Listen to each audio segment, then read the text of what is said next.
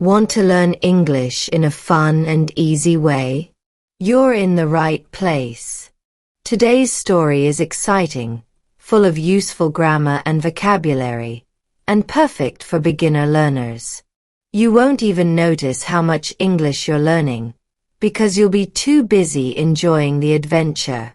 If you like this kind of content, make sure to subscribe, like this video, and turn on the bell so you never miss a story. Emily was the kind of girl who always said yes to new adventures.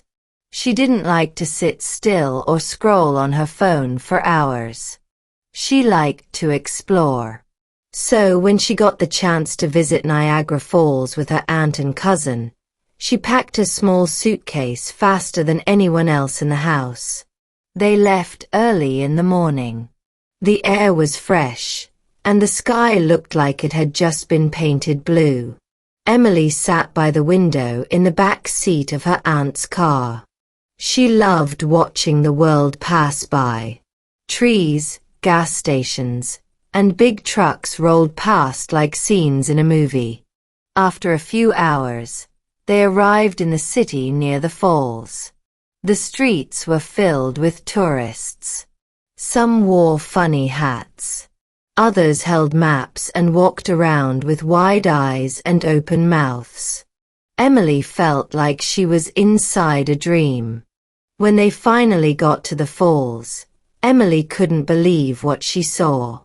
The water didn't just fall. It roared. It danced. It crashed into the rocks below with a sound so loud that her heart beat faster. She felt the mist on her face even before they got close. Her aunt pointed at a large boat at the bottom of the hill. "That's the one," she said.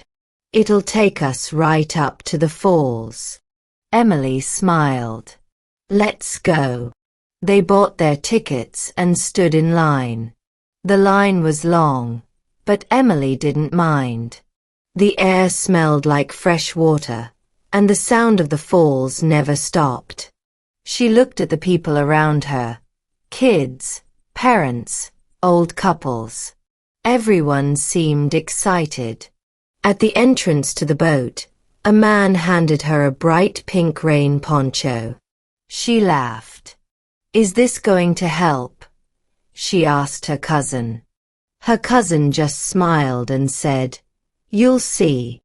They stepped onto the boat. Emily grabbed the rail and looked up. The falls looked even bigger now. The boat started to move slowly. People screamed and cheered. Emily didn't scream, but her heart was racing. As they got closer, the mist turned into rain. Emily's hair was already wet. The poncho helped, but only a little. The boat rocked gently, and everyone held on tight. Then it happened. A giant wall of water exploded into the air and crashed down near the boat. A wave splashed over the side. Emily got soaked from head to toe. She laughed so hard she could barely breathe. Her aunt wiped her glasses. Her cousin's hair stuck to her face. They were completely drenched. But no one was angry. No one complained. Everyone was smiling, laughing, taking pictures, and trying not to slip on the wet floor. The boat stopped for a moment, right in front of the biggest part of the falls. The water poured down like a giant curtain. Emily felt small and amazed. She held the rail tightly and closed her eyes. The sound filled her ears. She wasn't scared. She was alive. The boat turned slowly and headed back. The engine roared, but the falls roared louder. By the time they got off, Emily's shoes were full of water. Her poncho stuck to her arms, and her clothes were soaked. But she didn't care. She had just been face to face with one of the most powerful forces in nature. Later that evening, back at the hotel, Emily sat on the bed with a towel wrapped around her head. Her cousin was trying to dry her shoes with the hairdryer. Her aunt was laughing on the phone with someone back home. Emily looked at the pictures on her phone. There she was, standing on the boat, soaked but smiling, mist all around her, hair stuck to her forehead. It was the best picture she had ever taken. She saved it as her wallpaper. That night, as she got into bed, she thought about the water, the roar, the cold splash, and the laugh that came from deep inside her. She knew she'd never forget that day. And she couldn't wait for her next adventure. But that wasn't the end. The next morning, Emily woke up early. Her hair was still damp, and her shoes were not completely dry, but that didn't matter.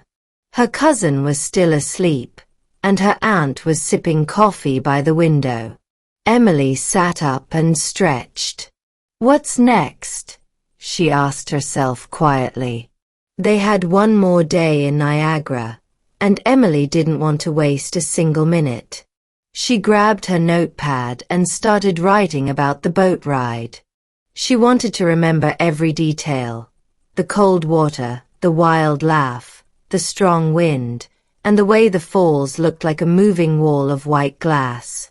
Writing made her happy. At breakfast, she told her aunt she wanted to walk to the park near the falls. Her aunt agreed, and soon they were walking again, this time with dry clothes and warm jackets. The park was quiet in the morning. Only a few people were walking around.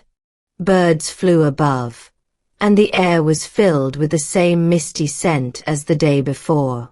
Emily walked near the edge of the river. She watched the water rush past. It moved fast, like it was in a hurry. She imagined where it was going, how far it would travel, and what stories it would carry with it. She sat on a bench and closed her eyes. For a moment, she wasn't in a park. She was back on the boat, water hitting her face, the sound of the falls in her ears. Next time, she thought, I'll go even closer.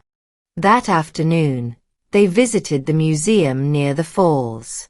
Emily learned about how the falls were formed, how strong they were, and how people used the water to make electricity.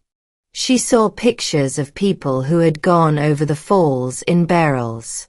Some had survived. Some hadn't. "Would you ever do that?" her cousin asked her.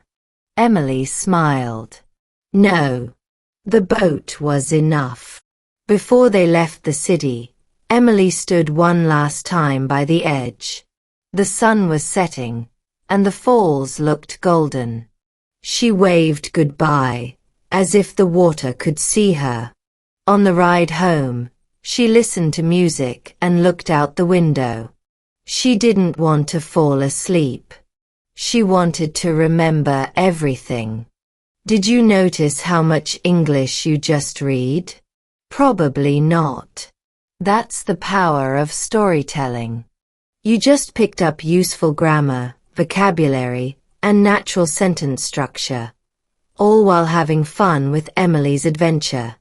Stories help you learn faster because they keep your brain active and make everything feel real and personal. If you keep listening and reading stories like this every day, your English will grow stronger without feeling like work. If you enjoyed this story, give it a thumbs up and hit that subscribe button. We post a new story every single day, so your learning never stops. Turn on the bell so you're always first to hear the next adventure. Now it's your turn. Drop a comment. Tell us, have you ever done something exciting that left you soaked, surprised, or smiling? Let us know your story. We love hearing from you. See you in the next story.